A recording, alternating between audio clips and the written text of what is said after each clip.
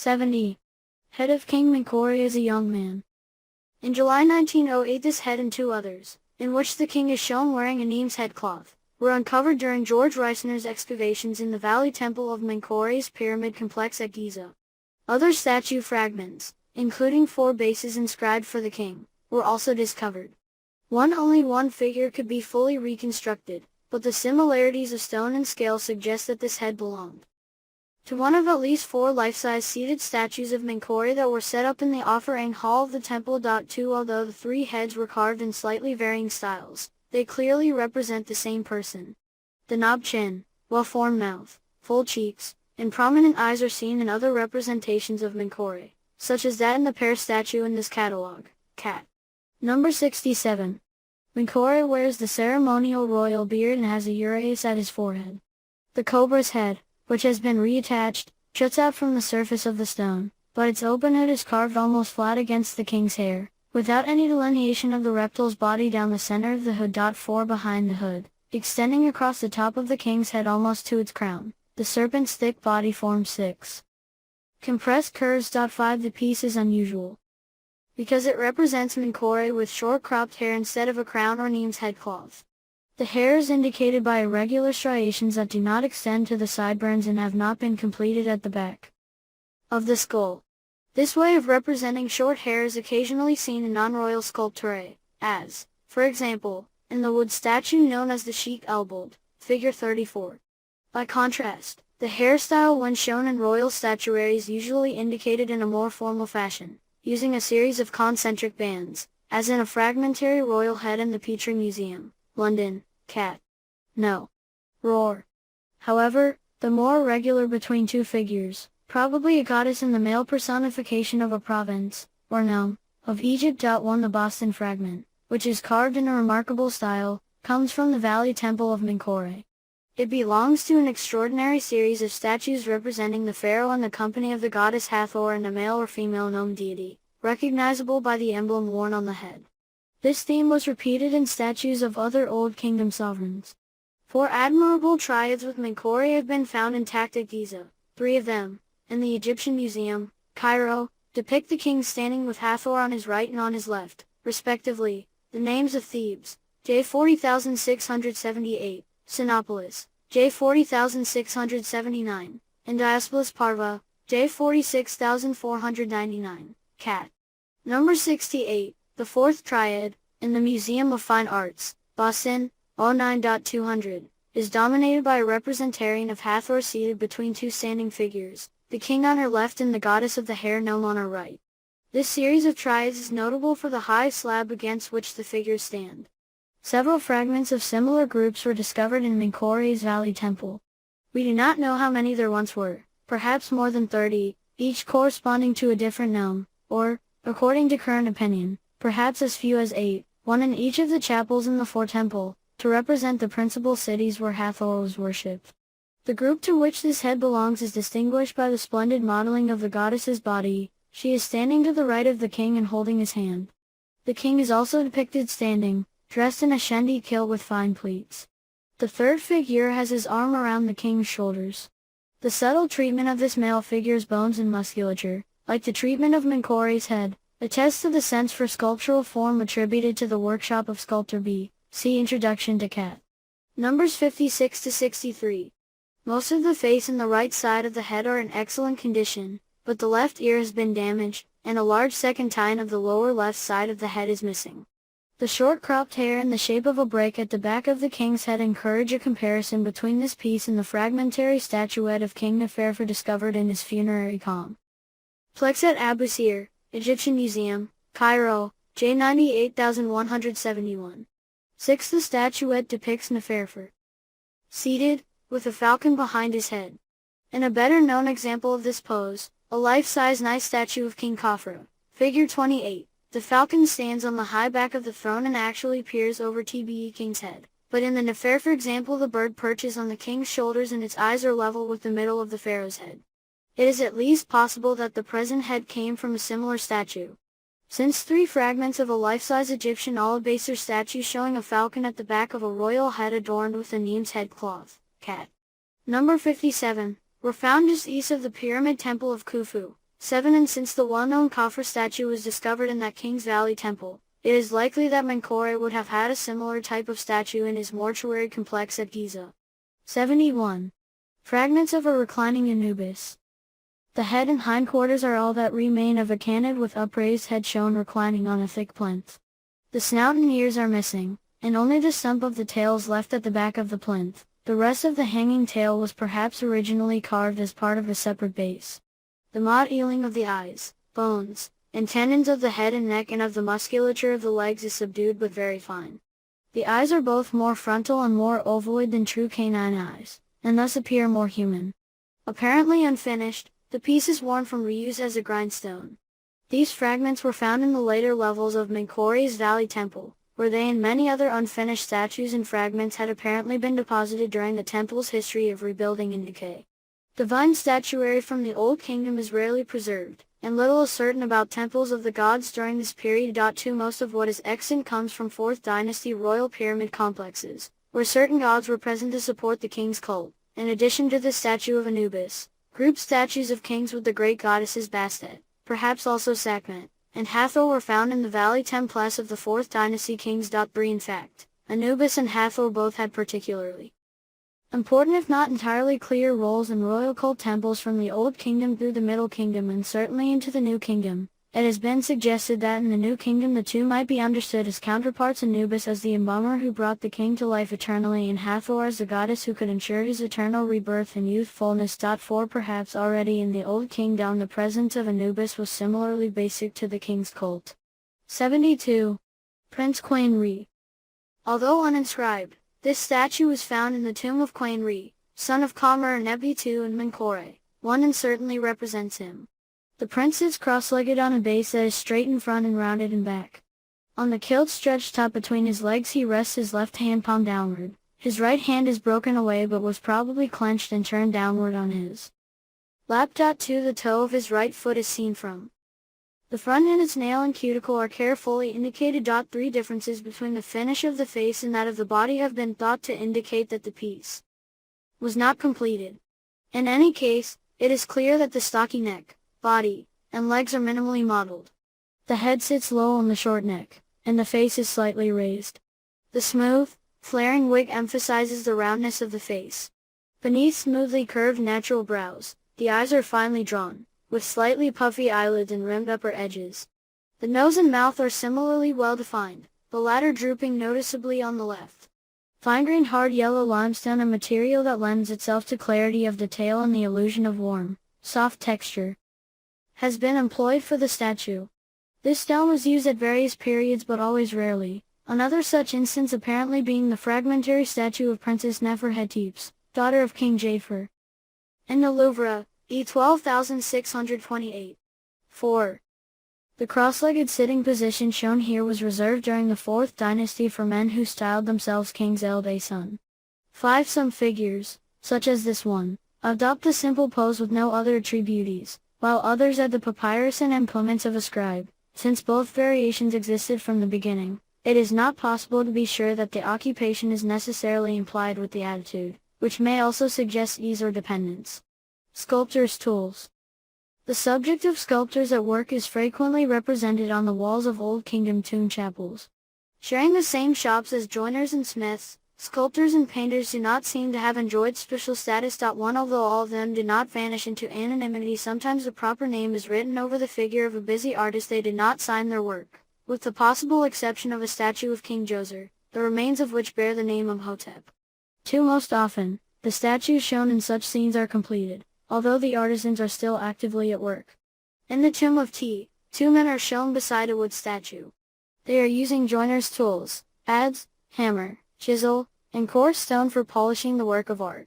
Nearby, comfortably seated, sculptors are depicted roughing out a stone statue with heavy pieces of rock attached to handles. 3 They will shape the forms with a chisel and mallet or with stone pounders. Then the work will be polished with pebbles and an abrasive paste with a sand or emery base. Finally, the finishing touches, color will be applied. A scene from the tomb of Mercy Eng depicts an outline draftsman named Rai, with a brush in one hand and a shell-shaped palette for mixing pigments in the other. 4.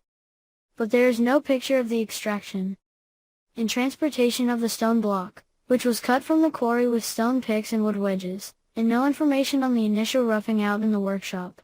There is no depiction of the preparation and assembly of wood statues either. Gener ally. Different parts were shaped separately and then put together, along with the tools found by archaeologists. See Cat. Number 74. 75. It is the unfinished pieces that allow us to understand how the work progressed. In the Valley Temple of Menkaure, a sculptor's workshop was discovered, still filled with stone statues that had been abandoned at different stages in their execution. See entry for Cat. Number 73. By examining completed statues, archaeologists have been able to confirm and clarify the nature of this work. Limestone statues show that the stone pounder was used only for the first roughing out. The rest of the work was done with a copper chisel, held either at a slant thus functioning as a stonemason's point or level, as was generally the custom. Numerous striations resulting from abrasion can be seen on the surface of statuary.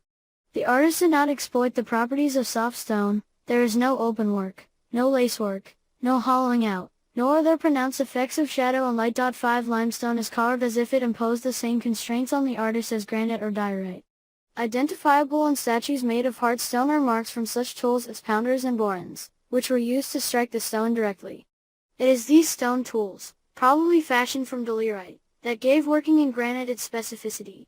Furthermore, it is known that Egyptian artists of 4,500 years ago had copper saws and drills capable of shaping hard stone. Looking at the perfect polish and fine details of works in granite, we can only marvel at the Egyptian sculptor's technical mastery.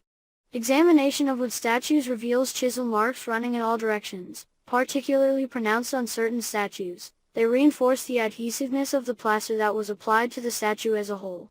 Elements generally executed separately, namely, the arms and front part of the feet, were attached to the body of the figure by mortise and tenon. Small pegs filled in surface irregularities. These pegs were concealed by a layer of plaster, which might be quite thick. Plaster was used to accentuate details of nose or mouth and sometimes change the proportions of the statue. Plaster might also be applied to stone statues, especially on the kilt, where thick layers of it were sometimes used to form narrow pleats. Color completed the work and gave it a realistic quality.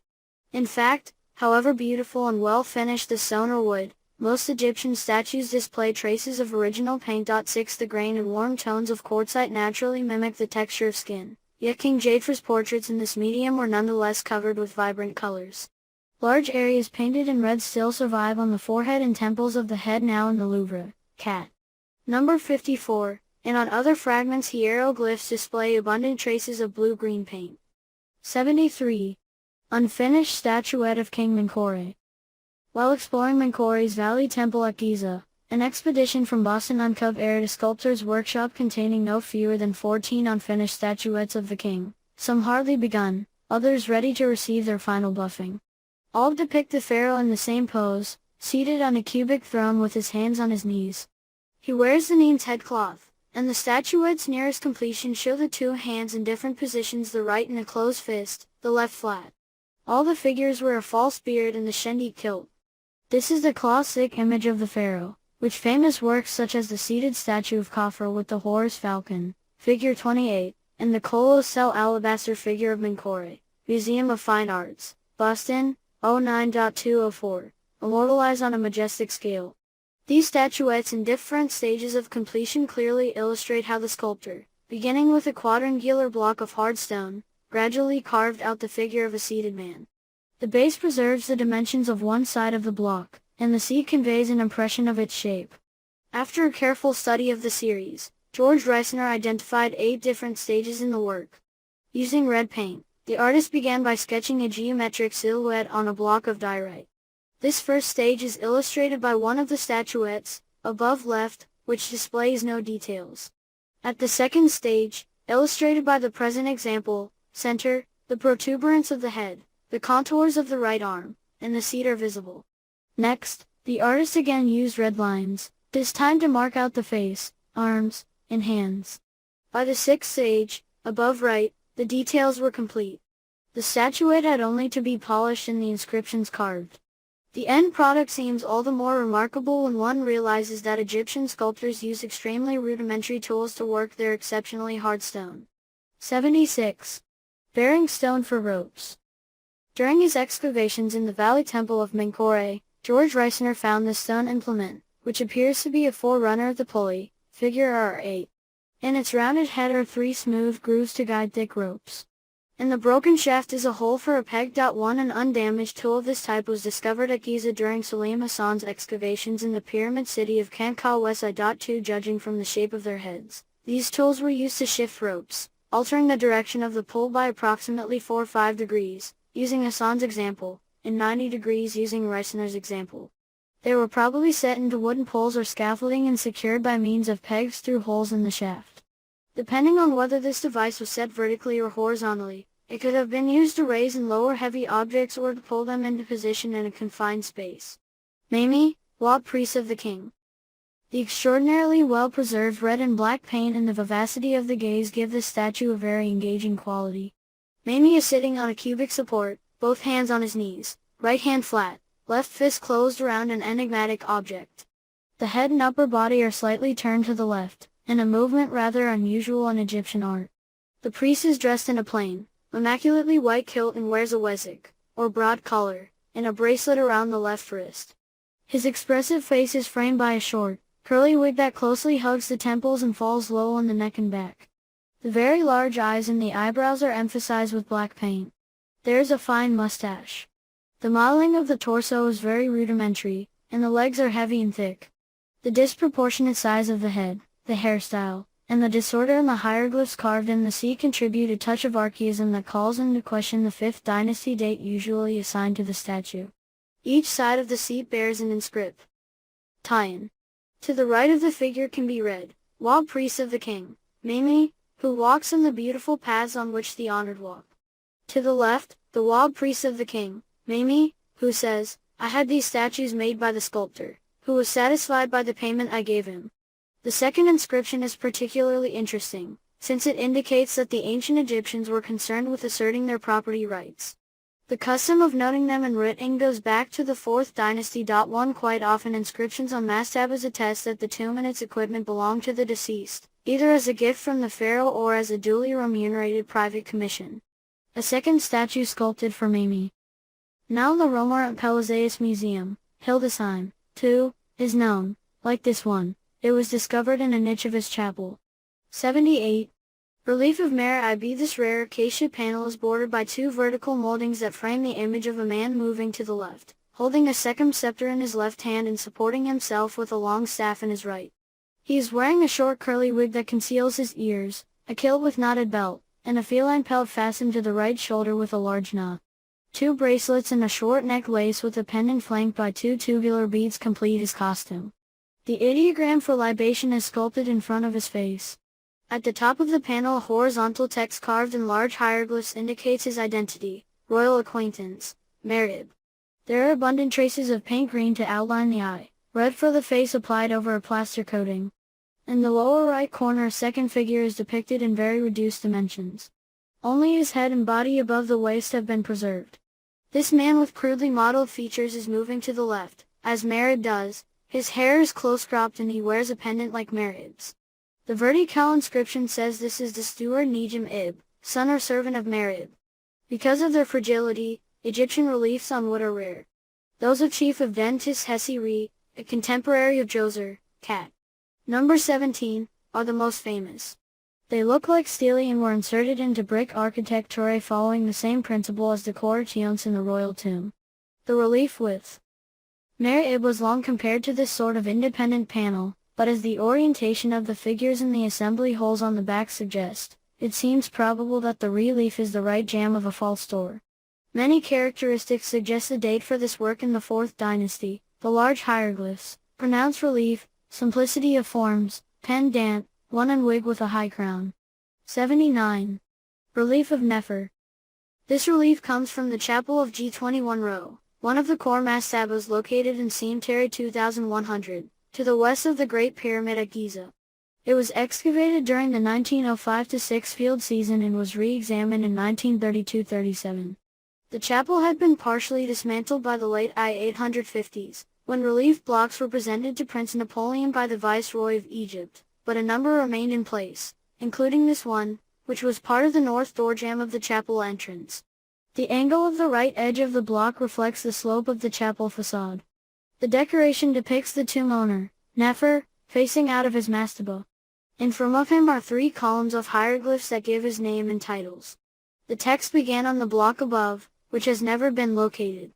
Nefer's name and principal title, Overseer of the Treasury, are written in the 2 lines of hieroglyphs directly in front of his face. At the lower right, the smaller figures of 4 scribes face Nefer, who is also an overseer of 2 categories of scribes. 3.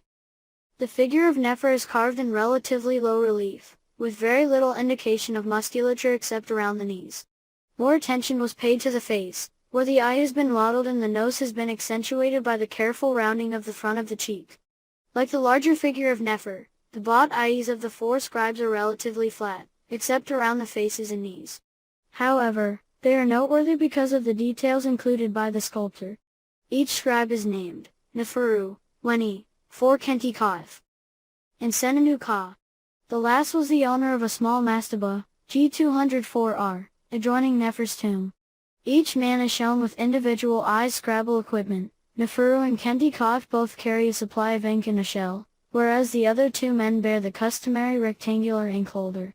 Because all 4 face left, the artist represented them in a most interesting manner. In typical Egyptian fashion, the last 3 in the line are shown with the upper torso facing the viewer. Each has his right arm forward and his left arm back. The pose of the first scribe is different, however, because he is shown writing. In order to avoid depicting him as left-handed, the artist has twisted his torso so that the viewer sees the back of his shoulders, thus shifting his left arm forward and allowing him to write with his right hand. The same type of representation occurs on a block from inside the chapel, where 4 squatting scribes who are facing left also have their shoulders twisted so that they can be depicted as right-handed. 5. Nefer's tomb has been dated convincingly to the years between the end of Khufu's reign and the middle of Khafre'(s.6) when the tomb was excavated. A reserve head. See Reserve Heads by Catherine H. Rorig in this catalog and Cat. Numbers 46 to 49, was found in the burial chamber. Taken by itself, this fact suggests a date during the reign of Khufu, since the majority of the reserve heads in 1:2 Western Cemetery at Giza are apparently of his time. But reserve heads are almost always found in association with a mud brick chapel containing a simple slab stele type of relief decoration. Cat. Numbers 51 to 53, 7 in Nefer's tomb has an extensively decorated stone offering chapel. In fact, G2110 is the only mastaba that has both a decorated offering chapel and a reserve head. Although Nefer's reserve head and decorated chapel may be contemporary, it is also possible that the chapel was a later addition, built after Nefer's burial. In a recent article on slab stele der Manuelien has suggested that there may be a slab stela or a slab stele emplacement in the mastaba's core, behind the massive outer casing stones, which were not removed when Reisner excavated the tomb. 8 Whether or not this proves to be the case, the presence of the reserve head does not necessarily suggest a date for the chapel, nor do the reliefs necessarily indicate a date for the reserve head. 80. Lady Kente Ka and her son. Lady Kente Ka is posed on a high back seat, her hands pressed flat on her knees and her legs parallel to each other. At her right, depicted on a smaller scale, stands her son Ruju, his back against the seat. The lady's radiant face is framed by a medium-length wig, with every lock finely scored. Her natural hair, parted in the center, appears on the forehead. Although her face is plump, the features small, full mouth and almond-shaped eyes with rimmed upper eyelids are delicately shaped. Her neck is short, her shoulders are broad, and her chest is minimally mod-eyed.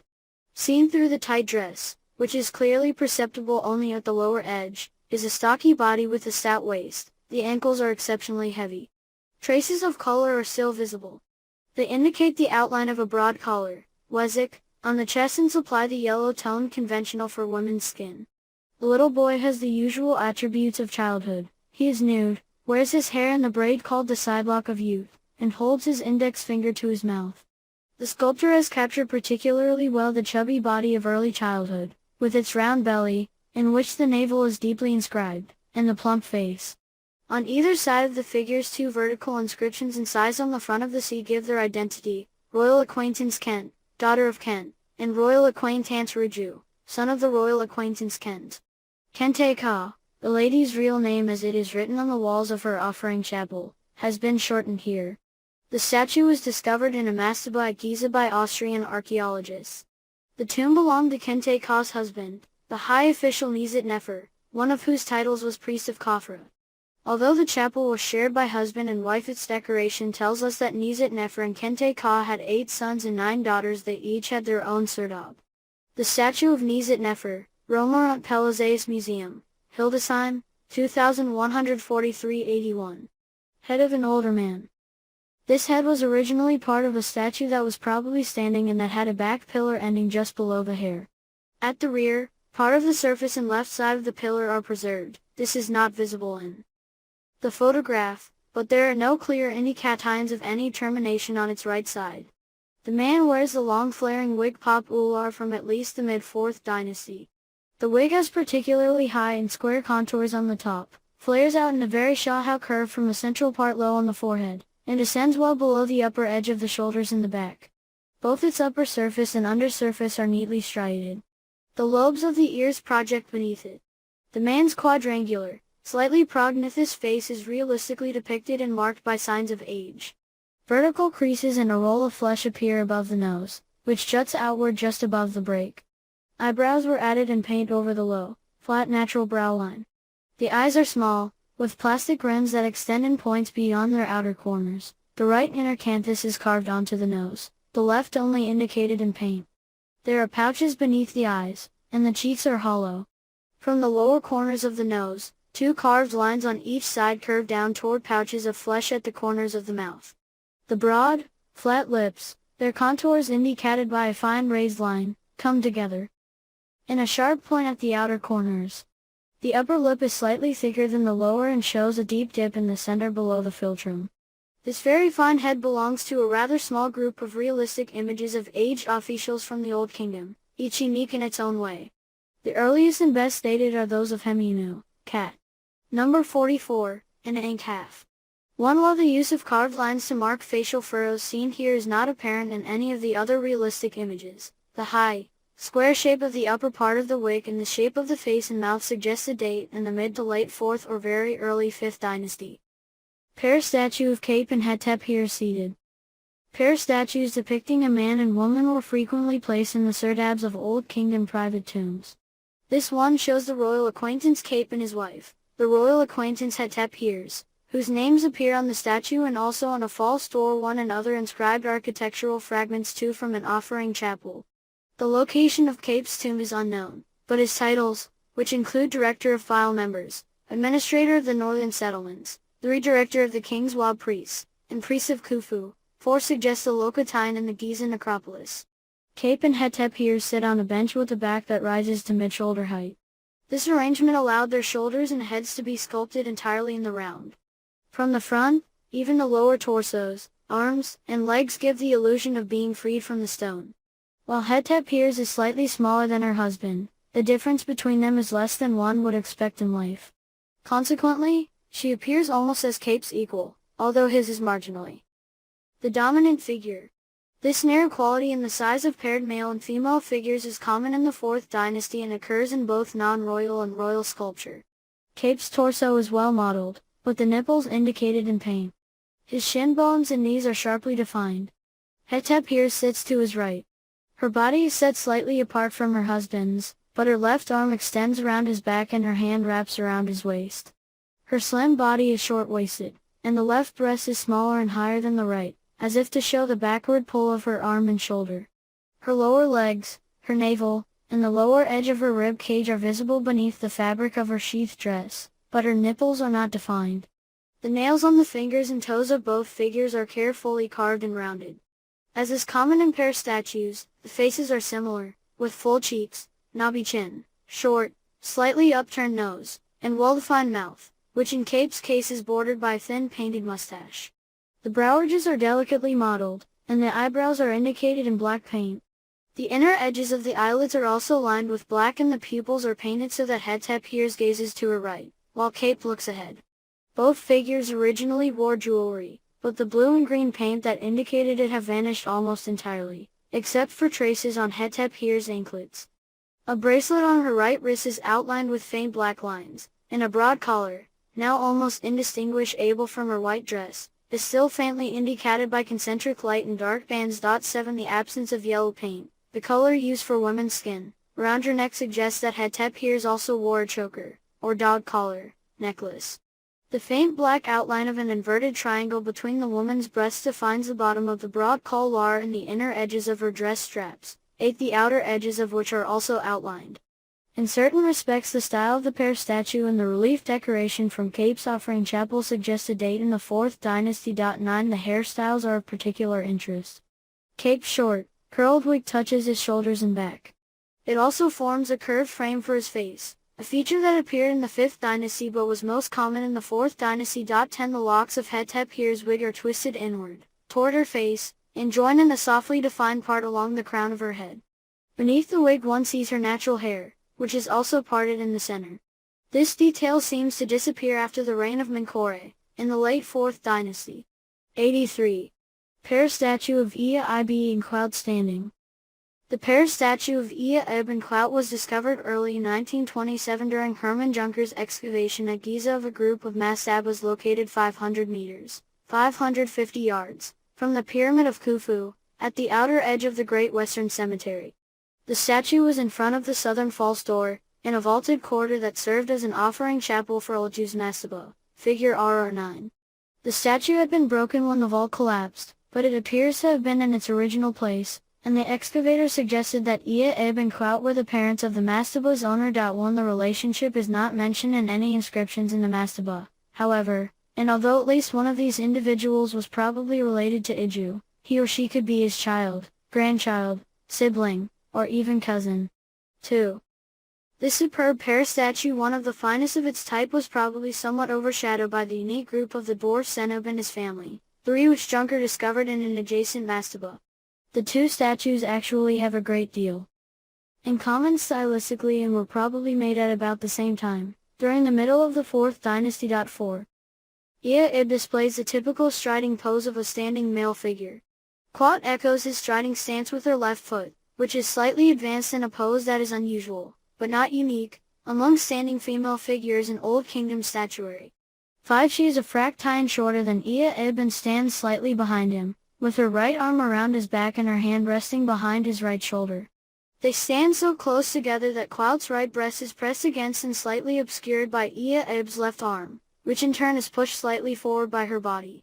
Both figures hold their outer arms tightly against their bodies, and Khout's open left hand closely follows the curve of her thigh. The fingernails and toenails of the couple are well carved and slightly pointed. Their faces are similar, although not identical. Their bodies are well proportioned and carefully modeled, and Khout's is clearly visible beneath her sheath dress. Unlike the majority of Egyptian statues, both royal and non-royal, they have been freed extensively from the stone. The back pillar rises only to hip level and engages merely the right leg and hip of each figure. Ea Ib's extended left leg has been sculpted and the round below is killed as is Khout's left ankle below her dress. Because the size of the pillar behind the pair has been kept to a minimum, the sculptor has devoted unusual attention to the backs of the two figures. Khout's right arm is carved in high relief against her husband's back, and the area of negative space between the two bodies is painted both black and red, to indicate Ea Ib's left arm. There is also a fine black line extending from Khout's waist to her armpit, separating her body from her husband's red painted arm. The back of each figure is slightly modeled, and Khout's spine is clearly indicated by the depression down the center of her back. 6. The texturing of Khout's wig is very detailed, the locks twisting out from either side of her face. This pattern continues around to slightly right of center behind the head, where two locks twisted in opposite directions converge in a braid pattern. A circular area at the top of the head, slightly right of center, has been left smooth. Khout's natural hair, parted in the middle, is visible beneath the front of the wig. This feature, too, suggests that the pear statue was executed during the 4th dynasty, probably no later than the reign of Menkore. 84. Pear statue of Mamie and Sabu standing. Until recently the statue was thought to represent the royal acquaintance Mamie Sabu and his wife. However, there is reason to believe that the inscription names two individuals, Mamie, the man, and Sabu, the woman. Although the text does not specify a relationship, they were probably husband and wife, as is usual for the subjects of Old Kingdom pair statues whose relationship is stated. The statue is exceptional because Mamie returns Sabu's embrace by draping an arm around her shoulders. This restricting disarray may account for the fact that he stands with his feet together, rather than striding forward in the normal masculine pose. In spite of these departures from the norm, Mamie is clearly the dominant figure. Not only is he larger than Sabu, but he also stands slightly ahead of her, his right heel a full 3 centimeters, 1 inch, out from the back slab. Although a ridge of stone attaches Mamie to the back slab, his body does not lean against it. Instead, he is carved in high relief, separated from the slab by at least 1 centimeter, 3/8 of an inch, along the entire length of his back. His right arm hangs at his side, separated from his body by a narrow ridge of stone. His hand clutches a rod that extends through the fist to the back slab. 2. From Sabu's side of the statue, Mamie's left arm is visible behind his wife's head. Drawn back to encircle her shoulders, his arm touches the back pillar. Mamie's forearm hangs over Sabu's shoulder, and his open palm rests on her breast. This unusual disarray has only 2 parallels in Old Kingdom statuary, one royal, and one non-royal. 3. Although Sabu stands closer to the slab than Mamie, she is separated from it by at least a few millimeters along her entire back, and her left heel is 1 centimeter away from the pillar. Although markedly shorter than Mamie, she is not improbably small. Her diminutive size may have been dictated in part by her husband's embrace, which is far less awkward than the other examples of this pose, where the 2 figures are more nearly equal in height. Sabu's right arm is wrapped around Mamie's waist, and the left hangs straight at her side, the tips of the fingers held out from her thigh by a ridge of stone. Her slim body is well proportioned and clearly defined beneath her sheath dress.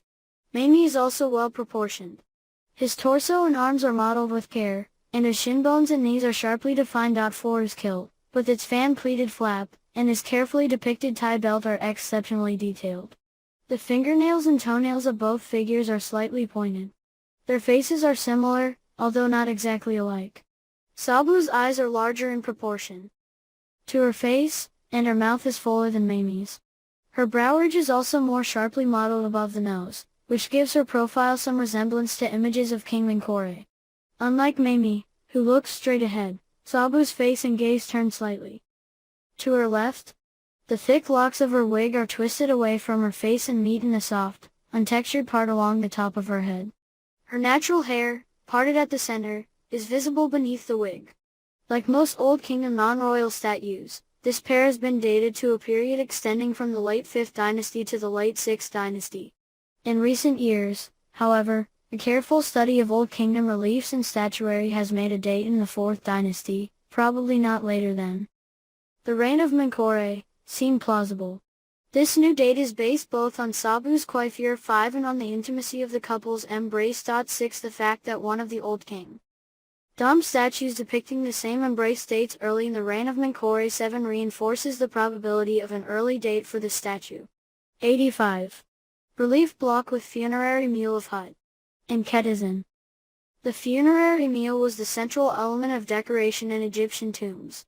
Through the magic of its image and its writing, the representation allowed the deceased to benefit eternally from the offerings depicted and named. The scene often decorates the panel over the false doors of Old Kingdom funerary chapels. Such is the case with this extraordinary relief from a non-royal tomb at Saqqara. A broad band frames the scene, which stands out sharply from the background. The high official Hudi and Lady Ketizin, probably his wife, are shown facing each other. They are seated on stools with bull's legs, each decorated with a papyrus umbel at the back and equipped with a cushion. With equivalent gestures, they hold out their right hands to grasp the bread placed on the 2 offering tables in front of them. Hudi, his left arm to his chest, is wearing a long kilt made of a feline pelt. The garment, attached at the left shoulder by a large knot, leaves the right shoulder and left breast bare. The short, curly wig that covers his neck is similar to the one shown on his statue, Cat. Number 86. His right wrist is adorned with a wide bracelet, and he wears a short necklace with a central pendant shaped like a stylized flower and bracketed by 2 tubular beads. Certain details of Hudi's musculature and bone structure are carefully rendered, particularly in the areas of the arms and shoulders, and the curve of the calf shows through the long kilt. Ketizin wears a long tunic, but it reveals nothing of her body except the right breast, which is high and firm, A large knot fastens the garment at the right shoulder. Her long, sleek tripartite wig leaves the left ear clearly exposed. Her eyebrow curves sharply over the temple. Her wrists are adorned with many bracelets, similar to those worn by Nessa, cat. No. I3, and Hetep here's I, cat. Number 31. Her elaborate neck ornaments include a choker and a broad collar with pendants. Horizontal inscriptions above the figures give their names and titles: Overseer of Scribes in the Office of Offerings Distribution, Overseer of the Ver Team, and Overseer of Royal Documents, Royal Acquaintance, Hootie, and Royal Acquaintance, Ketizen. In addition to the two offering tables holding bread, there is a very long inscription, divided into columns, that enumerates an impressive quantity of additional offer. M. G's, I cents, IPMT, unguents, WM. E. Fruit, and grains. In the lower register the list contains the classic offerings: 1,000 loaves of bread, pitchers of beer, cuts of meat, and fabrics all destined for the afterlife of the deceased. With the exception of the name and title of Ketizen, all the hieroglyphs are oriented in the same direct line as the figure of Hootie.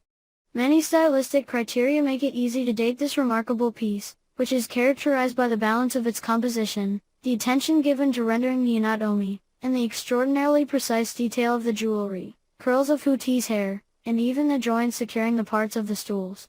The characteristic form of Hootie's wig, the type of necklace he wears, and his long garment are not found in representations dating after the death of King Japhar. The relief cannot postdate his reign, nor can the large statues of Hootie, cat. Number 86, and Ketizen 3 found in the same mastaba. 86. Hut. Seated. This male statue is unusually large. Hootie is seated, his right hand placed flat on his knee, his left fist closed around a cylindrical object, and his feet together on a rectangular base. He is dressed in a plain kilt knotted under the navel. The short wig that conceals his ears closely hugs his face and falls low over his neck. Despite its mutilation, there is no doubt that the broad face, in particular the mouth, was carefully modeled. The eyeballs were once inlaid but have been gouged out, like those of Kai, cat. Number 12.4, in the scribe in the Louvre, figure 33, they were probably made of crystal and stone mounted in copper cells.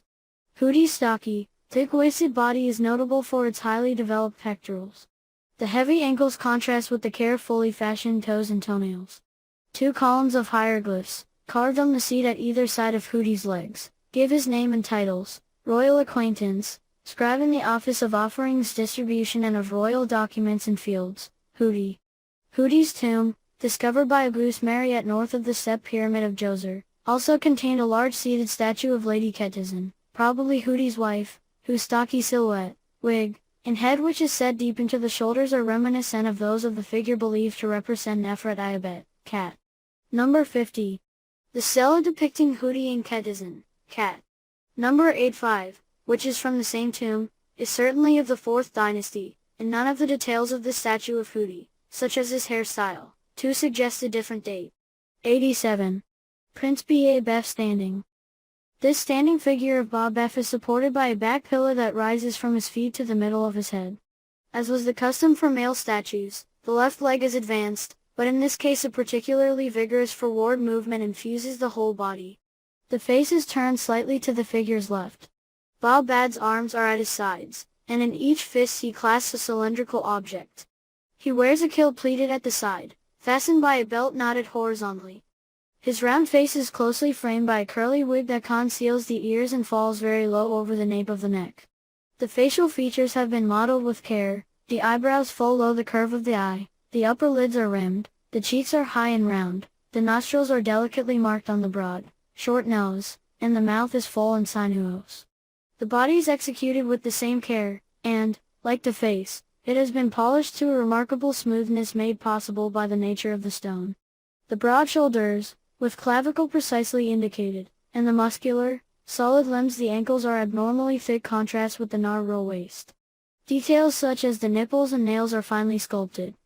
On the back, a vertical inscription runs down the support: Prince, Overseer of all construction projects for the King, Bob F. Only about 60 of the very high officials with this title are known in the Old Kingdom. They combine the abilities of an architect and a public works engineer. Entrusted with digging canals for shipping, these chief overseers coordinated activities at all the major work sites. In particular, they were responsible for the construction of the pyramids. That important assignment, which gave them authority over the quarries and over the best sculptors, explains the abundance and high quality of the statues found in the tomb of Bob F. The tomb itself is oddly lacking in decoration, however. Archaeologists found several dozen statues there, both whole and fragmentary. These are executed in a wide range of stones, including red granite, diorite, limestone, alabaster, greywacke, and basalt. Their inscriptions tell us that Bob F. performed the duties of vizier as well as overseer of all construction projects and bore the unusual titles of son of the king of his body and unique associate of his father, usually conferred on the pharaoh's sons. See entry for cat. Number 55. Unfortunately, this king is not mentioned by name. Bob F. is generally considered a contemporary of the 4th dynasty King Shepseskh. The type of wig Bob F. wears is compatible with this date 3 and the technique used to inlay the eyes in an alabaster head found in the same tomb also supports it. 88. The dwarf Perni Enku seated. The statue of the dwarf Perni Enku, Prnannw, is a rare example of non-royal statuary carved in basalt. Executed with great care and skill, it must be regarded as a masterpiece of Old Kingdom sculpture. It was discovered on January 1990, inside a serdab attached to the deceased's tomb, located at the southern end of the cemetery that is west of the Great Pyramid of Khufu at Giza. Seated on a backless chair, the dwarf wears a traditional short, curled wig, which reaches to his shoulders. The details of this wig have been very carefully crafted, and traces of its original brown paint are preserved. Perni Enku's short, bright white kilt has a black belt. Special care has been taken to depict the dwarf's round face realistically. Its well-defined features include black eyebrows, meticulously carved eyes with white eyeballs and black pupils and rims, and an accurately modeled nose and mouth. The forehead bears traces of the same brown color found on the wig. The pectoral muscles, short neck, and powerful shoulders and arms effectively indicate Perni Enku's strength. The dwarf's right hand rests on his thigh and clutches a second scepter. In his raised left hand he holds a long staff close to his chest. While the torso is of normal proportions, the upper arms are quite short, although well-muscled. Perni Enku's deformity is clearly indicated by his short, slightly bowed legs, exceptionally thick ankles, and flat feet. The modeling of the left leg, especially the knee, is exaggerated, and its variation from the right one suggests that the dwarf had suffered injuries. These may also have been responsible for the apparent swelling or inflammation of the lower part of the left leg. Alternatively, the swollen leg may denote a moderately advanced case of Bancroftian filariasis, better known as elephantiasis. If so, the statue would be the earliest record of this disease. The back view reveals that the right shoulder is higher than the left and that the spine curves slightly to the left, seemingly as a result of Perni Enku's sitting position. On the front of the chair, at either side of the figure's legs, are two vertical lines of incised hieroglyphs identifying the sitter as one who delights his lord every day, the king's dwarf Perni Enku of the Great Place. One to gladden the king's heart by dancing and performing for him was Usu Ali, a task reserved for the core pygmies, but dwarfs sometimes acted as their substitutes. Perni Enku must have pleased the king so well in the performance of this function that he gave the dwarf the authority to hold the staff and scepter of power. The hieroglyphs of the inscription do not accord well with the fine artistic style of the statue. The text is poorly written and curiously divided between the left and right sides of the chair, and it is possible that they were added later by another artist. An irregular diagonal crack across the back of the seat from left to right was repaired, probably by the same artist who made the statue. 4 statues of the artisan Inti Shedu. The statues of Lunti Shedu, Unti Sew, were found in the serdab of his tomb, located in the area of higher elevation at the workmen's cemetery at Giza. They were in a niche concealed by a wall built of 3 courses of limestone, topped with mud brick and mud mortar. At the top of the wall was a small hole through which the face of the tallest statue, with its large, bright eyes, was visible, figure 120. When the blocking was removed, 4 well-preserved statues and the remains of a 5th were found instead of the one originally expected. The main statue, a large seated figure, cat. Number 89, was placed in the middle. At its left were 2 more, one a seated figure, the other standing, cat. Numbers 90, 91. At its right there was another seated figure, cat. Number 92, beside which were the remains of a wood statue that had probably been another standing figure but had disintegrated into a pile of powder. The four surviving statues, all of painted limestone, differ slightly in style and greatly in size. All dating to the end of the 4th dynasty, they represent one person, identified by inscriptions on each as Shedu.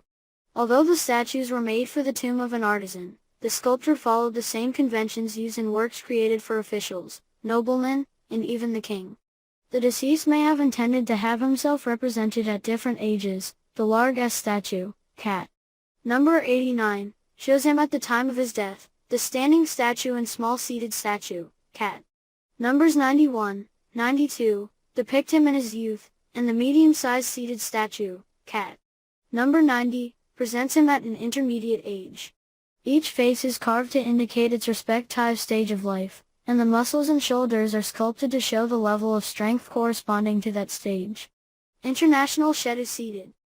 The large central statue in Inti Shedu's tomb, showing the owner seated on a backless chair, was clearly the most important of the group. It depicts the artisan wearing a short kilt with a pleated overlapping panel and a belt tied in an elaborate knot carefully carved in relief. Both kilt and belt are painted white. His head is covered with a flaring black wig, parted down the middle, each lock carefully depicted as a separate curled strand. A broad collar is outlined in black paint around the short, thick neck, and its 3 rows of beads are indicated by brown and blue lines. The reddish-brown paint on the skin has not been evenly applied, and brush marks are visible where the pigment is thin. The artist has attempted to reproduce the effect of the prominent brow bone on the wide, rather low forehead, which slopes gradually from the wig to the eyebrows. The eyebrows are black and carefully outlined but not quite symmetrical. The similarly asymmetrical eyes are emphasized by a thick black outline that may be intended to represent kohl. The eyeballs are white, the pupils black with a thin reddish-brown outline, and the inner canthi a light brown. The straight nose has been simply modeled, as has the mouth, which is topped by a thin black line indicating a mustache. The muscles of the shoulders, chest, and stomach have been indicated by the artist. The broad shoulders and heavy arms convey the impression of strength, but the chest is modeled in a rather stylized manner. The nipples are placed too close to the arms, and the juncture of chest and arms is on that middle dot yearly sharp. Unti Shedu is shown holding a linen cloth or a leopard skin in his clenched right hand. The long fingers of his left hand lie flat on his thigh. The negative spaces between the arms and the chest and between the legs are painted black. Both legs, particularly the knees, are carefully mud-eyed. The feet, which have long, thin toes, rest on some sort of stand. A hieroglyphic inscription written on the right side of the seat, which is otherwise undecorated, reads Overseer of the boat of the goddess Nath, Royal Acquaintance, Inti Shedu. 90. Inti Shedu seated. Inti Shedu is shown here sitting on a chair without a back. His head is covered with the flaring wig traditional in the Old Kingdom, and he wears a simple kilt, painted white. The belt of the kilt, which has an elaborately tied knot, bears a pattern of alternating blue and white vertical stripes. Inti Shedu's broad collar was originally painted blue, but some of its paint has flaked away to reveal the white limestone underneath. Apparently of religious significance, this type of collar may be connected with the Ennet of Heliopolis. The face is quite unusual when compared with those of other statues dating to the Old Kingdom in that the features, particularly the widely spaced eyes, are noticeably larger. The heavy black eyebrows follow the line of the wig. The eyes, the right is smaller than the left, are outlined in black, and the pupils, which are not entirely circular, are painted black against the white eyeball.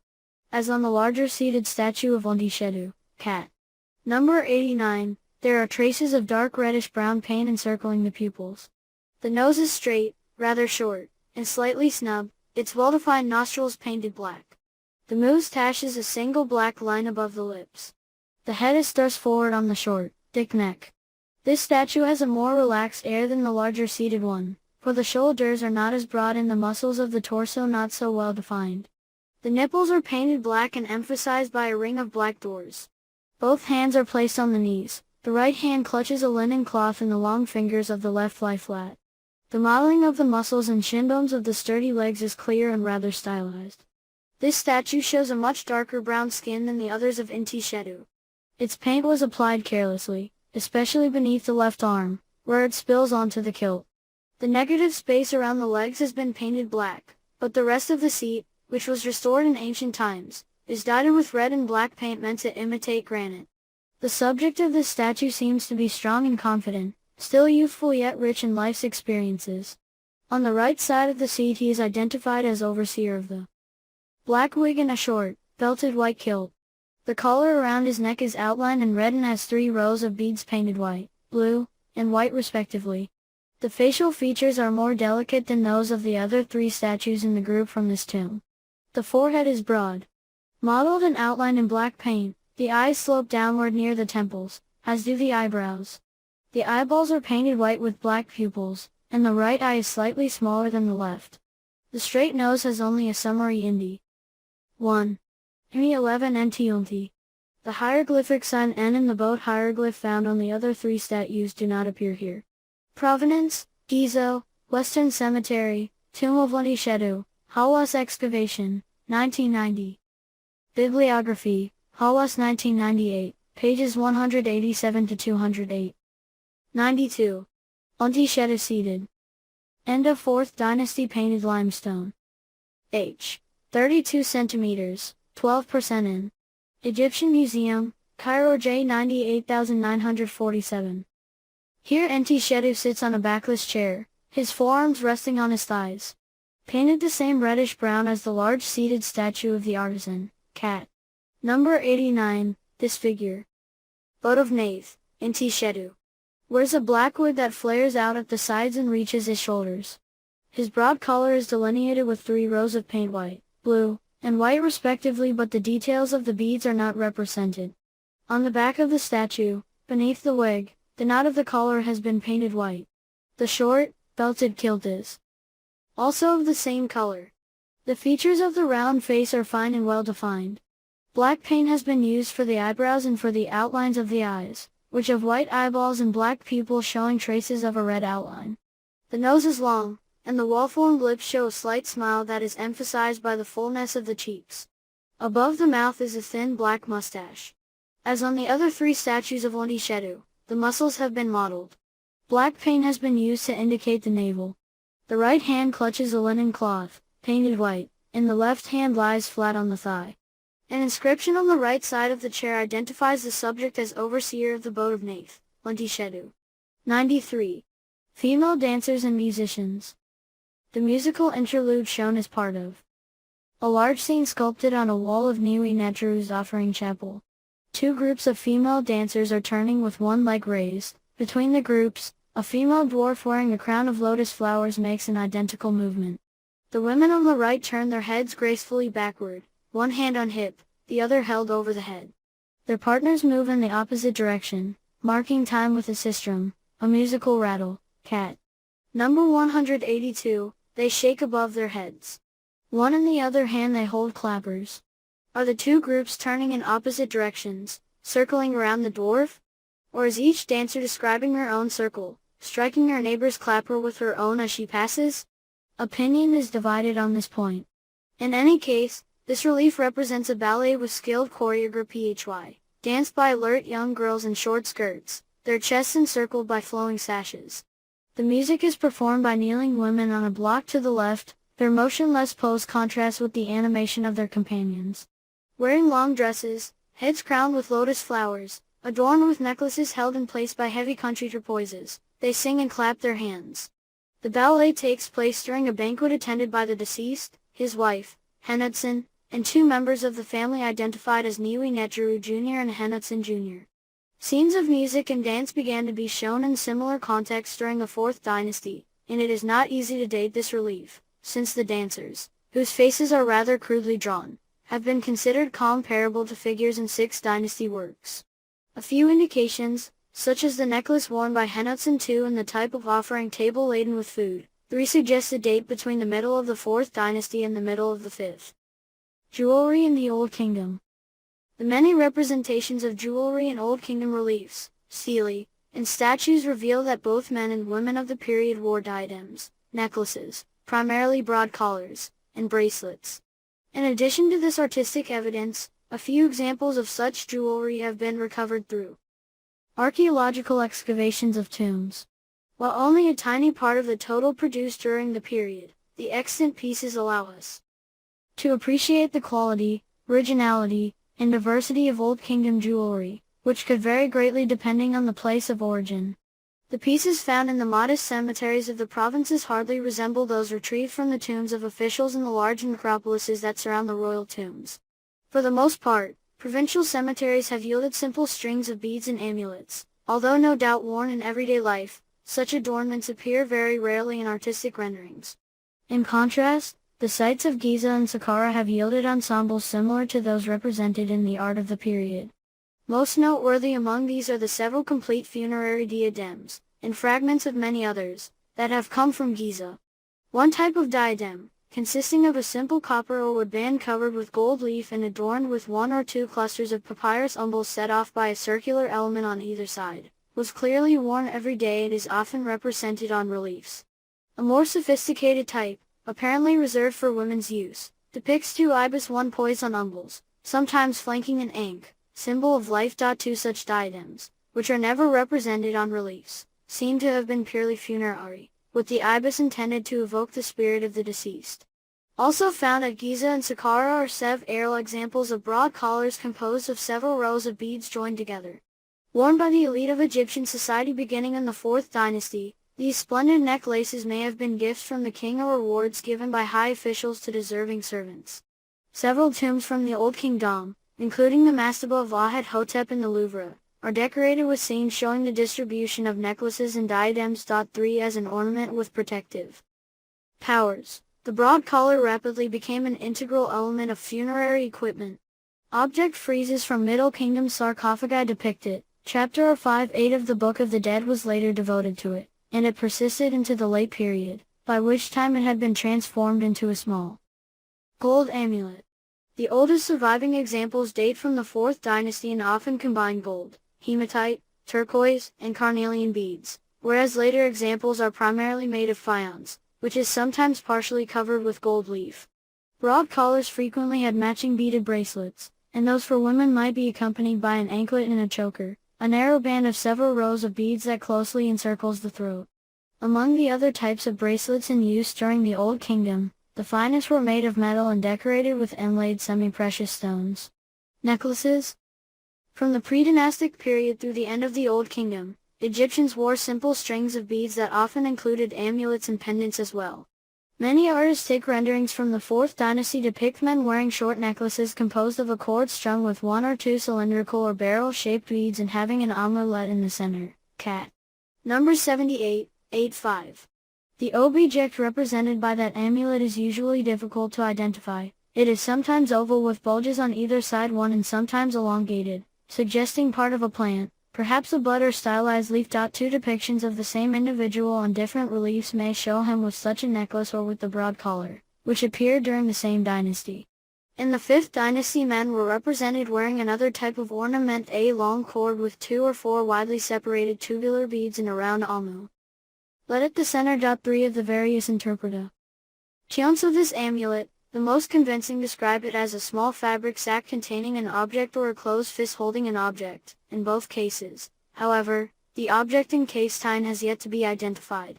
For until the early 6th dynasty this type of necklace was worn either over or under the broad collar and seems to have been reserved primarily for men, representations of women wearing such ornaments being very rare. 5.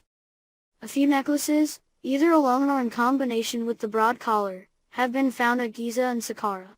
These are of two types, a complete row of cylindrical, round, or barrel-shaped beads usually made of gold, carnelian, lapis lazuli, turquoise, and faience 6 or a simple gold strand on which a few beads have been strung. 7 These necklaces do not contain any of the amulets found in contemporary representations. Conversely, among the countless amulets found in provincial cemeteries, there is a relatively small one, generally interpreted as a closed fist, that has clear similarities to those in artistic renderings. 8. The modest tombs of provincial cemeteries have yielded many necklaces composed of simple rows of beads combined with all sorts of amulets designed to protect the deceased. Some of these amulets, such as the falcon, hippopotamus, and recumbent dog, had already been used during earlier periods. Others, such as the frog, double lion, hare, tortoise, scorpion, and different types of human figures, made their appearance later. Many of them are so schematic and crudely executed that they cannot be identified.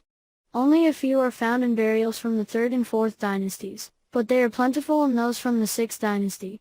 Beads and amulets are made of many types of materials, primarily carnelian, turquoise, feldspar, ivory, steatite, serpentine, agate, quartz, limestone, diorite, basalt, Egyptian faience, and shells. The most common metals are gold, silver, electrum, and copper. Gold leaf was sometimes applied to the surface of the beads. The necklaces discovered in provincial cemeteries are rarely illustrated in artistic representations, the most notable exception being a depiction of Khalab, son of Khufu, who is shown wearing a necklace adorned with several amulets. 9 Such necklaces, which are often accompanied by arm bracelets and anklets of a similar kind, have most frequently been excavated in the tombs of women and children. Egyptian faience. Beginning in the pre-dynastic period, Egyptians developed the bead-making technique in which certain stones such as steatite were covered with either a blue or a green glaze. Although that technique continued to be used in subsequent periods, a new type of material, called faience, was soon invented.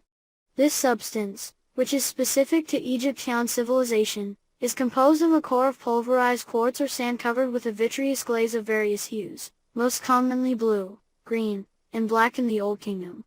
Easy to model and mold, faience was widely used by jewelers of every era. Its brilliant appearance and the intensity of its colors made it a good substitute for semi-precious stones, which were more expensive and difficult to obtain. Dress and beaded netting. The various elements of this extraordinary dress and beaded netting were found in an intact tomb on the mummy of a female contemporary of the great King Khufu. They were reassembled by restorers from the Museum of Fine Arts, Boston, who relied on the meticulous sketches, surveys, and photographs produced on the site by excavator George Reisner and his team. The approximately 7,000 cylindrical and ring-shaped faience beads, originally in contrasting shades of pale and dark blue, have lost much of their color. The main part of the dress is a net formed by beads arranged into regular diamond shapes, each point of which is marked by 3 small ring-shaped beads. The body of the dress is separated from the straps, which cover the breast, by a row of vertically arranged cylindrical beads, originally dark blue. Wide at the bottom and relatively narrow at the shoulders, the straps consist of 3 rows of vertical cylindrical beads with half-diamond shapes inserted between them. Unlike the only other extant bead net dress, now in the collection of the Petrie Museum in London, this one did not possess faience breastplates, although excavators did discover similar elements fashioned in linen among the bandages underneath the dress. Rows of beads adorned with small faience flowers mark the hemline, which must have fallen just above the ankles. As a funerary garment, the dress would have covered only the front of the body. A famous tale recorded in the Westcar Papyrus relates that King Senfru's Or's women dressed themselves in such netting, too, which is also represented in reliefs and statues. It is not clear whether, in everyday life, the bead net dress was sewn onto or simply pulled over its underlying garment. The present example apparently had no fabric underneath it. Apart from the bandages. 3. A broad collar made of several alternating rows of cylindrical and ring-shaped faience beads, colored blue, light green, and beige, is set over the netting. Its teardrop pendants are covered with gold leaf, as are its terminals. A relatively large number of bead net shrouds, used to wrap mummies from the 21st dynasty on, have been preserved, but only 2 bead net dresses of this type have come down to us. Nevertheless, there is no doubt that many female mummies of the Old Kingdom were provided with them. 95. Necklace with frock amulet. Found in a woman's tomb, this necklace is composed of about 60 beads of various shapes and materials, arranged in a fairly regular pattern. The cylindrical beads, primarily in green and blue faience, are the most numerous and alternate with small ring and disc-shaped beads, 3 of which are made of green feldspar and reddish limestone. A few are composed of greenish-gray serpentine and steatite. 3 beads are of a substance called Egyptian blue, whose basic constituents are identical to those of faience, quartz or sand, copper oxides, and alkaline elements. This material, of a consistent, deep blue hue similar to that of lapis lazuli, could be molded. To fabricate beads and amulets, a small conus shell is integrated into the necklace, and 2 serpentine beads are sculpted to imitate Nerita shells. Almost from the time that shells were first used to make jewelry, In the pre-dynastic period, their forms were copied in various materials. Thus, although natural shells, most often nacerius, conus, nerita, and cowrie, were still found in necklaces, bracelets, and anklets throughout the Old Kingdom, equivalents made of agate, carnelian, feldspar, and sometimes even gold also occur frequently. Finally, this necklace contains a small serpentine amulet in the shape of a frog, symbol of fertility and regeneration, which was no doubt intended to strengthen the deceased woman's guarantee of life after death. Common in the Old Kingdom, frog-shaped amulets are found in Egypt up to the Roman period. Necklaces from Tomb 312 at Mostagatta. Tomb 312 at Mostagatta was the small, modest burial place of a woman. Round her neck were many beads of various materials and 3 amulets, a falcon, a crude human figure, and the figure of an indeterminate subject. These various elements have been reassembled and displayed as 2 separate necklaces, car. Numbers 96, 97. Beads of dark blue faience adorned with lighter faience crumbs, some lost from 1 bead, a jar-shaped faience bead, and 3 nacerius shells. Crumb beads, which appear in many pieces from the Old Kingdom, were fabricated using a highly original technique. Small, baked crumbs of faience were incorporated on the surface of a faience bead of a different color, producing a very decorative effect. The 2 amulets of this piece are of lesser quality than the gold falcon found on the other necklace from Tomb 302, cat. Number 97. 1. Composed of blue faience, represents a squatty dotting man. Men are represented in the Old Kingdom in many guises, but depictions of women and children are less common. The subject of the second amulet, made of Egyptian alabaster, calcite, is difficult to identify but may be a piece of fruit. Necklace with falcon amulet. The second necklace from Tomb 3I2 is composed primarily of the gold elements found there, cylindrical, ring, and barrel-shaped beads of this material, plus a few turquoise beads. A magnificent gold amulet in the shape of a falcon constitutes its central element. The bird is made of 3 different parts: molded body, gold leaf feet, and flat base, which have been soldered together, and the details of its plumage are rendered with small incised strokes. The refinement of this amulet contrasts with the cruder technique of the large beads, which were made by simply rolling up pieces of gold leaf and letting the edges overlap. The earliest falcon-shaped amulets, from the pre-dynastic period, depict a bird with folded legs, while those representing standing falcons made their appearance a little later, during the Old Kingdom. These objects are often made of faience, semi-precious stones such as feldspar, or metal. However, 1/5th dynasty tomb at Naga el-Dir, near Abydos in Upper Egypt, contained 5 made of copper, and other examples in gold have been discovered, especially at Ka el-Kabir, in the northern part of Upper Egypt. This amulet, of exceptionally high quality, somehow managed to escape plunderers and is one of the finest examples known. Necklace. At the center of this necklace are 3 long, cylindrical blue faience beads, a round carnelian bead, 2 beads of bone or shell that imitate cowries, and 2 biconical green faience beads, all separated from one another by groups of small, ring-shaped faience beads. On either side of this central area, small groups of ring-shaped beads, made of shell and dark blue faience, alternate in a regular pattern. 99. Bowl with turned-in sections of rim. The seemingly incongruous shape of this intriguing nice one bowl would appear to the modern-day viewer to be more in keeping with a ceramic vessel than one of stone. However, in ancient Egypt, bowls of this type were made of stone as early as the 1st dynasty. 2. Indeed, the idea of producing an inward-turned rim on a stone object may have originated with the Archaic period's predilection for the representation in stone of objects usually made from flexible materials. 3. Terracotta vessels with decorative turned and rimmed sections were rare before the very end of the Old Kingdom and the following era, the so-called First Intermediate period, when they became rather common. 5. The longevity of the almost unchanging stone type and the lack of terracotta parallels for comparison during most of the Old Kingdom make it extremely difficult to precisely date an individual piece such as the present bowl. George Reisner dated the mastaba, G 1024, in which this bowl was found, to the 4th dynasty. 6. And a similar date for the vessel is supported by the object's strong links to Archaic period stone vessels. However, it is possible that the piece was not contemporary with the tomb but was an heirloom of earlier date inherited by the people buried there. The piece cannot date to the 6th dynasty because examples of stone bowls of the same type made during this period and found in the pyramid of Queen Neith, daughter of King Pepi I and wife of King Pepi II, 7 show more angular edges along the folded-in parts.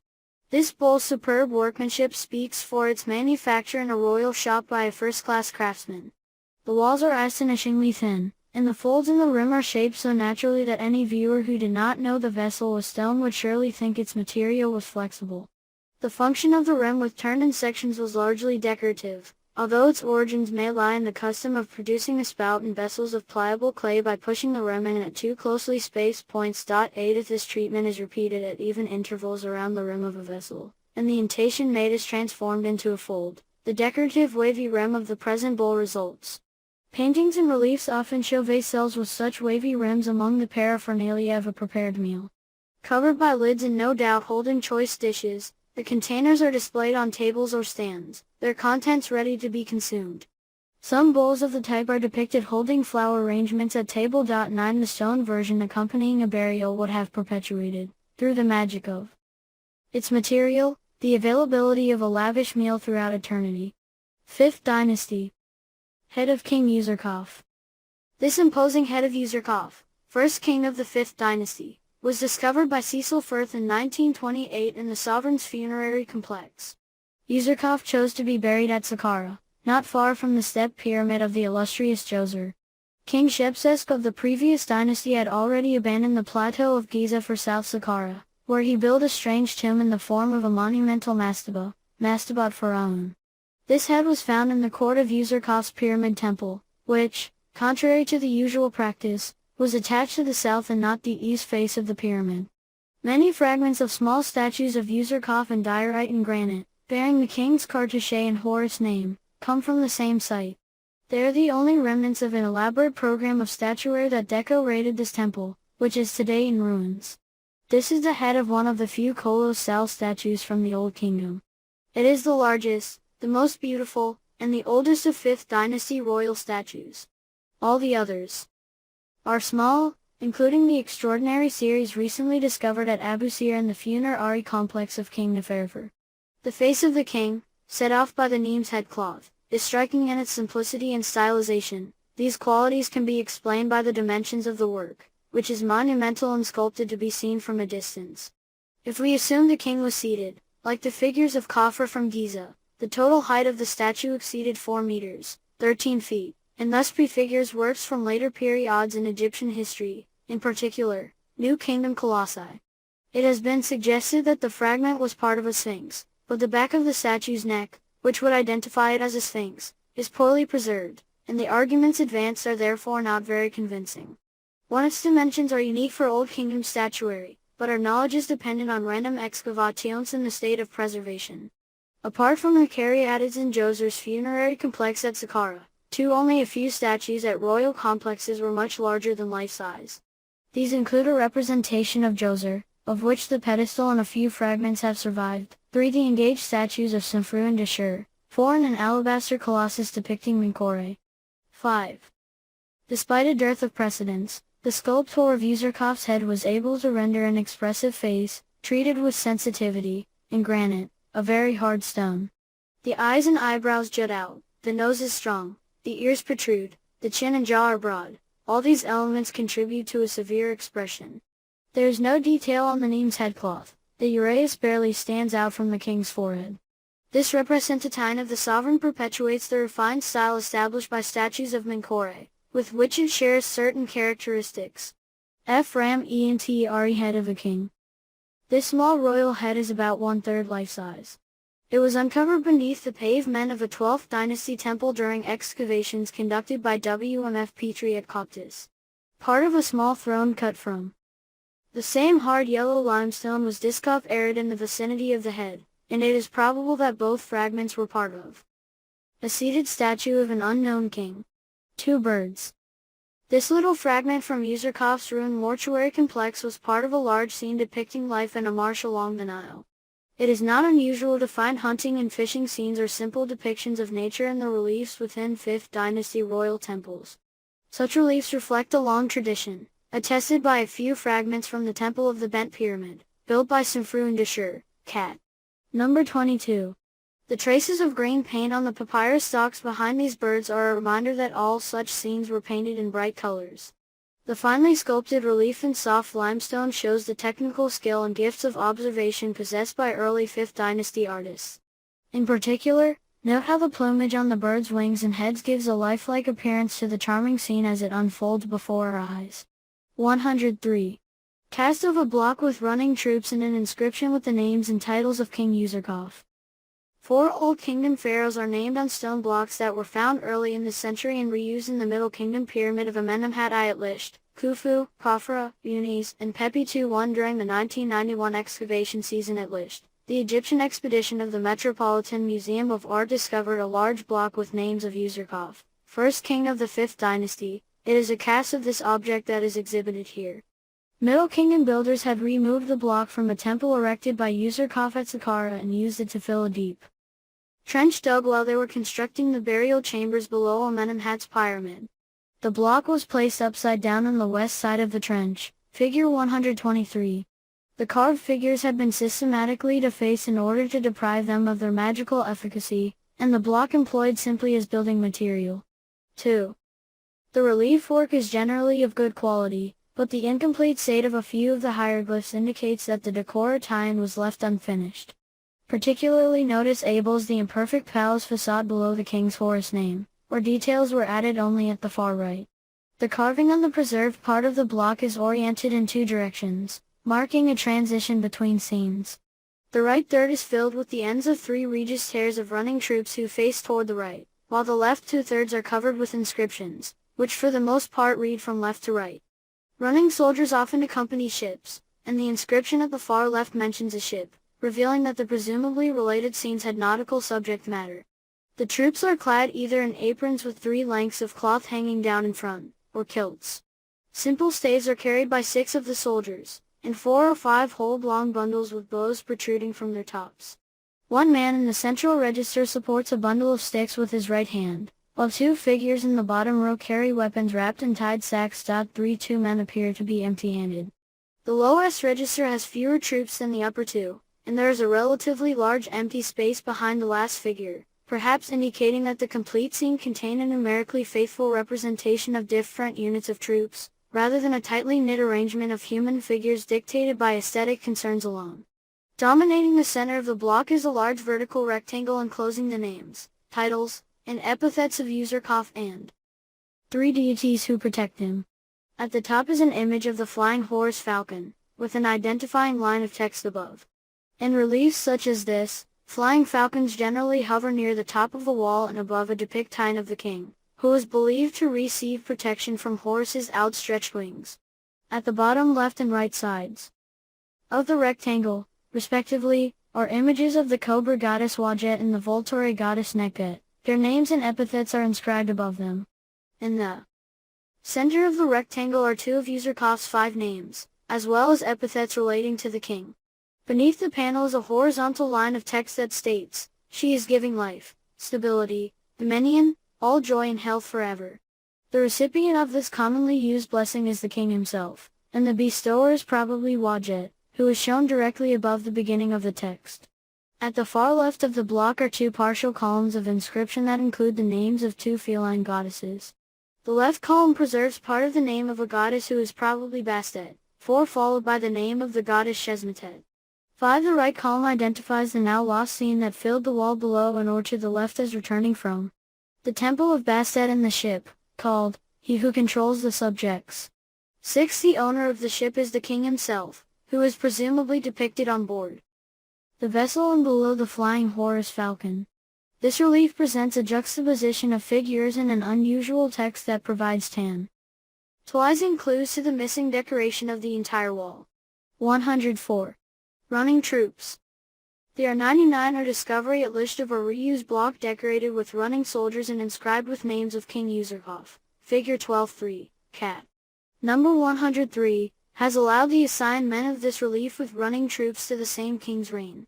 Both works are executed in delicate low relief. The compositions are extremely similar, and the size and spacing of the figures are nearly identical. This reused piece was found in R9R4 by the Metropolitan Museum's Egyptian expedition in the same general area as the block inscribed with Userkov's name. At first glance the scene seems to consist of 2 somewhat monotonous registers of closely spaced, repetitively posed soldiers who run to the viewer's left.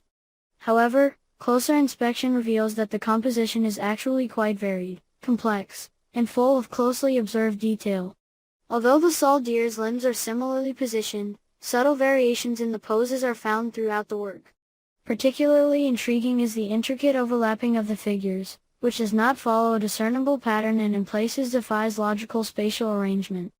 Although the fine workmanship has been somewhat obscured by erosion and ancient vandalism, subtle modeling is still evident on the legs and abdomens of many of the figures, and traces remain of rimmed upper eyelids and eyebrows raised slightly above the surface of the faces.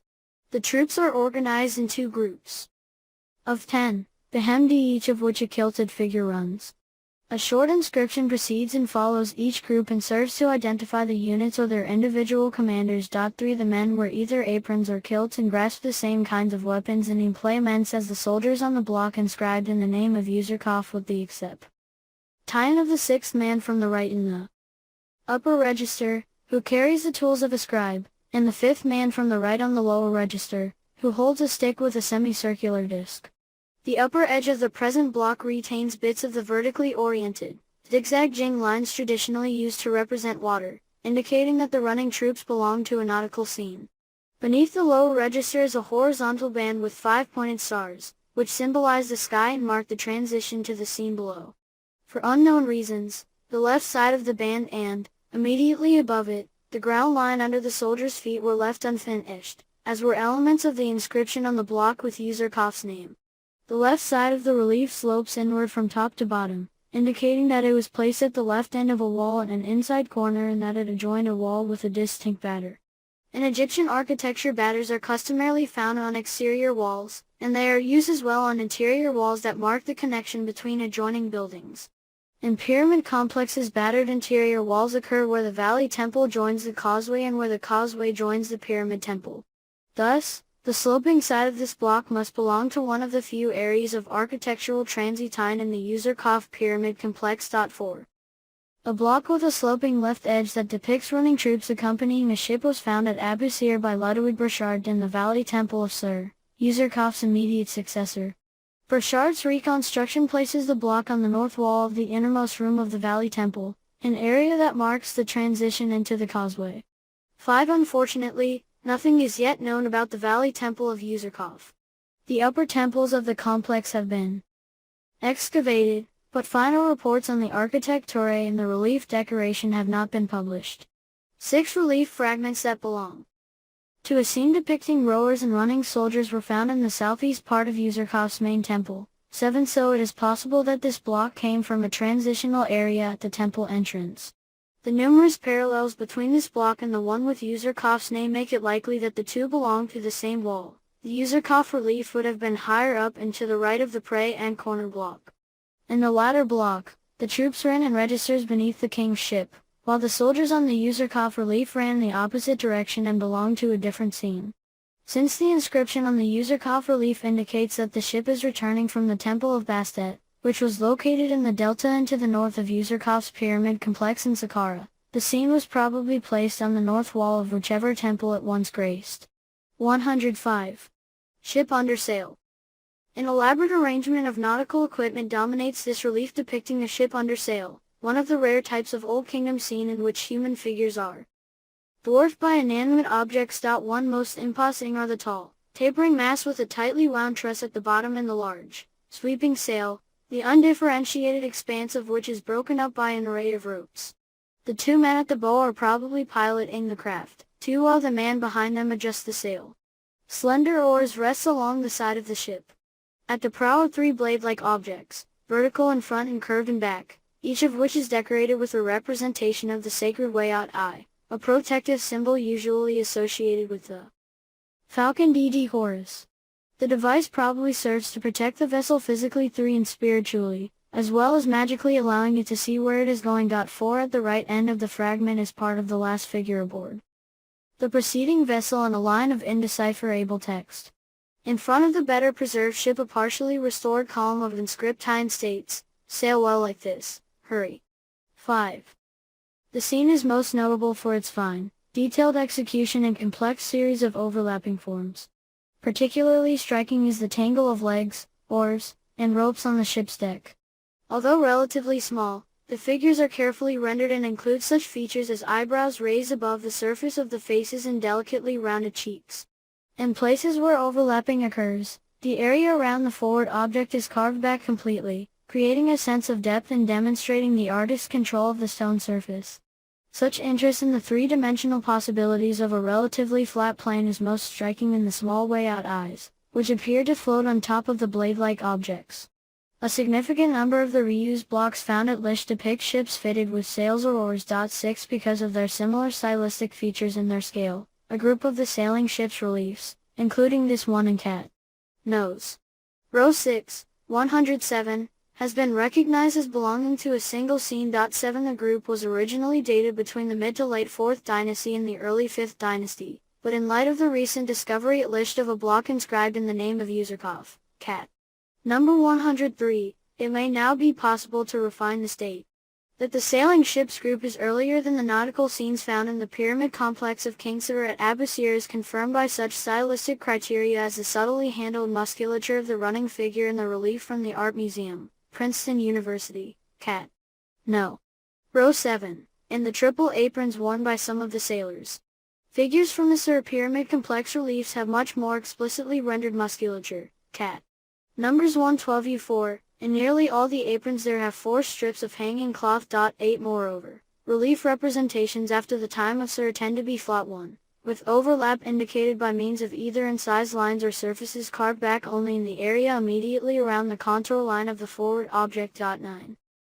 The comparison of the sailing ship's fragments in the reliefs dated to the reign of Userkov shows that there are strong similarities between the two groups as well as several differences. The same intricate spatial relationships characterize the sailing ship seen in the reliefs from Userkov's complex, including those showing running troops, cat. Numbers 103, 104, and 2 birds, cat. Number 102. Especially notable are the animated poses of the sailors, who are capped forward during an instant of their work. A striking parallel to this liveliness is found in a unique representation of rowers from the Userkov Pyramid Temple. 10 Here the poses of the figures are arranged to show every moment in the sequence of an oar stroke. Each man is depicted in a position that could only be held for a split second. The method of carving that represents overlapping objects entirely on top of each other is also paralleled on securely dated Userkov blocks, particularly one famous image of birds in a marsh. 11. The sailing ship's group is rendered in somewhat bolder relief than the Userkov running soldiers blocks, and the long, narrow row objects in it have rounder surfaces, suggesting that if the ship scene belongs to the Userkov pyramid complex, it may not come from the same wall as the running troops. 12 However, it should be noted that other relief fragments from Userkov's temple, particularly the marsh scene, are also carved in bolder relief than the running troops. Another difference is found in scenes with strips of water. Securely identified Userkov reliefs omit the narrow ground line that is usually placed directly beneath a zigzagging expanse of water. 1-3 But this line is included on the block of the sailing ships group in the Royal Ontario Museum, Toronto, cat. Number 106. Thus, while it seems likely that the sailing scene originated at the pyramid complex of Userkov, a mid to late 4th dynasty date cannot be completely ruled out. 106. Hull of a ship under sail. Among the reused blocks found at Lish were a number of carved fragments including these that belong to a single scene of sailing ships. 2 other sections are in this exhibition, one from the Metropolitan Museum, cat. Number 105, the other from the Art Museum, Princeton University, cat. No. RN7. Our understanding of the original appearance of the entire scene is enhanced by this fragmentary relief. Here we see the slightly concave prow of one ship, the entire side of the hull, the area behind the mast, and the representation of the water on which the vessel floats. The legs of 2 sailors are shown at the prow of the ship, indicating that the activities taking place on this vessel differ from those visible on the fragment in the Metropolitan Museum, where 3 sailors stand in front of the mast of another ship. In the present relief 4 sailors, whose figures are incomplete, remain behind the mast, and the one who stands second from the right seems to be adjusting the sail. This second group of sailors is placed amid a complex tangle of ropes and oars. The story of the third figure from the right is uncommon, although nor unknown. This man holds his right arm vertically, while grasping what appear to be two short lengths of rope. His left hand bends sharply behind his back and grasps the right arm just above the wrist, in a gesture that is said to signify respect. The same gesture is made by a larger, apron-clad figure in a relief from the Pyramid Temple of Youthful, too, but it is uncertain whether Rees' man was part of a nautical scene. A scribe in a relief in the tomb of Prince Condi Nisad at Giza, which probably dates to the 4th dynasty, assumes what may be the earliest preserved example of this pose. 4 Bowmen in the 5th dynasty tombs of Hotep and T also make the gesture. 5. It seems safe to say that this vessel lacks the way-out standards found on the Metropolitan Museum fragment, as the bases of these objects would be visible if they had existed. The end of a braided rope belonging to the rigging of the ship is attached to the deck above the prow. 2 rectangular objects can be seen just behind the prow on the side of the vessel. Their function remains uncertain. 107. Ship under sail and running troops. This fragment of a reused block of stone was found in an unspecified location within the Pyramid of Amenemhat I at Lisht. The relief formed part of a scene of sailing ships. Other sections of the scene are today in the Metropolitan Museum, Cat. Number 105, and the Royal Ontario Museum, Toronto, Cat. Number 106. Here, in what must be an upper section of the composition, we see a huge expanse of billowing sail and a piece of the horizontal top of the mast of one ship. At left, the sail is crossed by an elaborate array of ropes, the individual strands of which are filled with short incised lines, a detail that is omitted on the Metropolitan Museum relief. Line of text that contained a brief statement concerning the progress of the voyage. An empty vertical band separated the last column of one ship's inscription from the first column of text associated with the following vessels. Above the inscriptions were subregisters with running or striding figures who presumably carried nautical implements or weapons. Columns of text with figures above them are not found in scenes of rowing ships, which occupy a more compact space than the tall sailing ships. To the right of the sail are parts of 2 vertical lines of inscription. The reading of the column at right is uncertain. The left column states that the ship is steering to port. Or below and to the right, small pieces of the ship sailing ahead of this one and 2 of its sailors can be seen. The figure to the left may have a short beard, perhaps indicating that he is a foreigner, but the poor condition of this section of the block makes a certain identification impossible. Above the inscription are parts of 2 soldiers running on a ground line of a subregister. Examination of the 3 blocks of the sailing scene included in this exhibition permits us to evaluate the appearance of the whole composition. It must have been dominated by a series of ships with billowing sails, which were manned by a varying number of sailors engaged in a variety of activities. Although the ships all belonged to the same category of riverine vessel, they were not identically rendered. Above the front and back of each ship was a vertical. The original scene must have been one of striking beauty and visual interest. Although now only a few traces of green remain on the sail of the Metropolitan Museum relief, this and other large expanses were once brightly painted, perhaps with elaborate patterns similar to those on the sail of Sir's so-called ship of state seen in a relief from his Valley Temple. 3 Contributing to the sense of movement were the varied poses of the sailors carrying out different tasks aboard ships under full sail.